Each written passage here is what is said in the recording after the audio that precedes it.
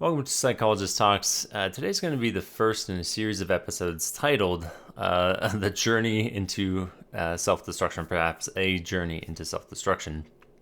I started to shoot the first episode, which is going to be focused on politics and particularly the results of the 2024 election. But I realized I was kind of doing a lot of framing first, so this is going to be an introductory episode to talk about like what exactly am I doing? Why am I talking about this sort of stuff?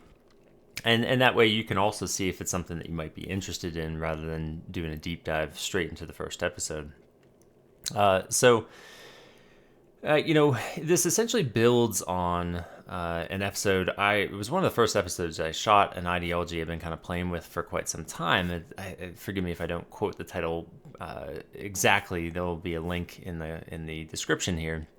Something like self-destruction in the lurches of society.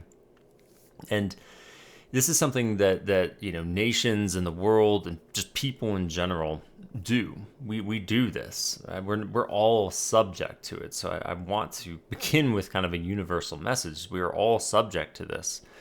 The greater task for us is how we more intentionally engage in sort of self-correction versus self-destruction.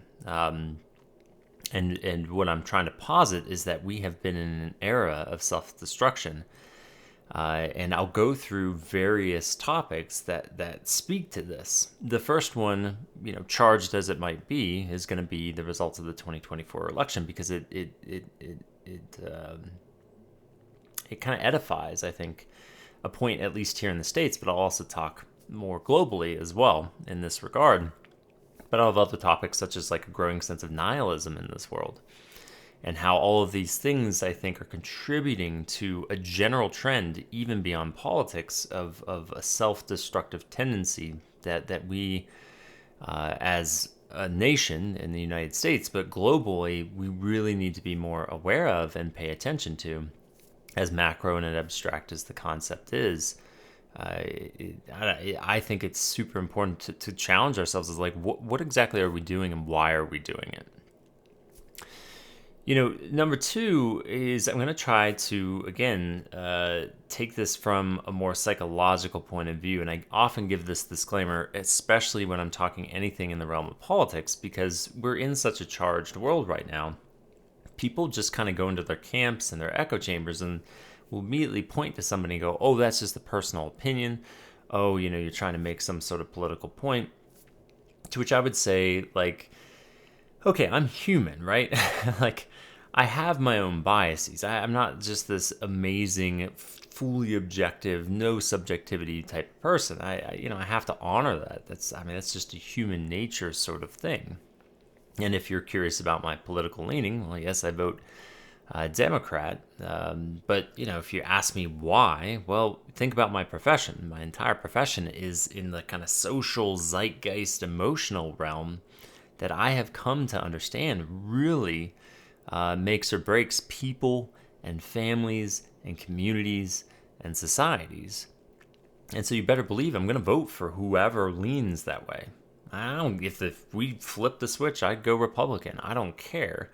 Because I just, anytime that sort of fabric of a society is threatened, I will vote in the interest of the fabric, regardless of anything else. And, I might be wrong. Maybe I do not truly understand a more evolved society after initial creation. I don't think I'm wrong. But again, full disclosure. I cannot fully divorce myself from my politics and my personal beliefs, but I'm trying the best I can. And again, even those personal beliefs and political beliefs are very fed by my time in psychology and observing people and what people do. So that's my promise to you, is I'm going to be very focused on the psychology of things and speculating and talking about the psychology of things. And if you don't trust me in that, fine. If you don't trust me without listening or listening to any of my content, I'm about to challenge you. But, fine. You obviously don't have to listen. I don't have a big viewership anyway. The next thing I'll say is all of this is going to be about a process, not an outcome. So, again, we're in these kind of echo chambers and stuff like that. People are more kind of isolated, self-protected. I'm going to tend to me. If you don't agree with me, it makes me uncomfortable. I'm not going to listen. And I think that extends beyond the United States. Let me be very clear right now. I'm don't like project hyperbole onto me that I'm like dooming and glooming the future. I cannot predict the future. I mean, this should go without saying, but I do want to make it explicit. I don't know if we will truly burn everything down. I do not have that power. This is the nature of self-destruction, is we flirt with it frequently. And very frequently we don't fully realize it. But one of these days we will. And history has taught us this. We will often kind of lurch around and get real close, right? Be like, well, maybe we're going to burn it all down. And periodically we do. I mean, something always rises from the ashes, let me be very clear.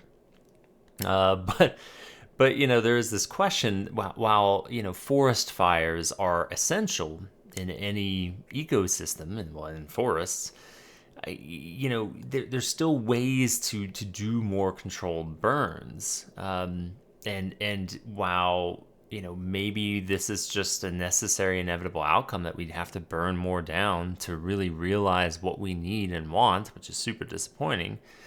Maybe that's where we're at. But might we be able to pull back a little bit if we really grapple with the process that is unfolding? If you come to kind of appreciate and agree with me that there's a dangerous process at play, and regardless of what we're doing or what we're voting for, the awareness of that process would behoove us to pay attention to it and be mindful of it and let it influence how we make our choices. Now that seems to be asking a lot of people these days, but it is my plea. And please do not dismiss me simply because he's just dooming and glooming. No, I'm talking about a process that is unfolding. I do not know the outcome. I cannot know the outcome. All I can know is that things are precarious where we are at right now.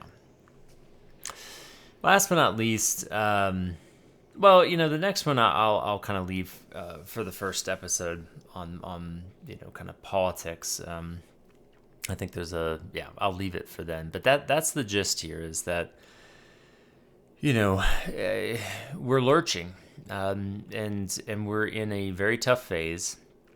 And I'm going to try to talk about various things that are contributing to this more self-destructive tendency, in my opinion.